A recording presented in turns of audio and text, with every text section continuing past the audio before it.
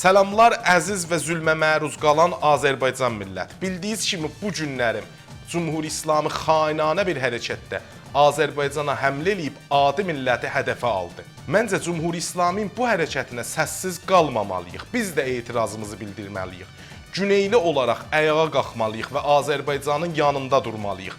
Çünki biz Azərbaycanın özüyük. Bu an Güneylilər üçün həssas andır. Bu günlərin biz Azərbaycanın yanında dursaq, sabah Azərbaycan dövləti bizim hüquqlarımızı müdafiə eləməkdən üçün daha qətiyyətli surətdə mübarizə aparacaq. Yaşasın Azərbaycan, yaşasın birliyimiz. Yeter artık bu esaret, biraz gayret cesaret.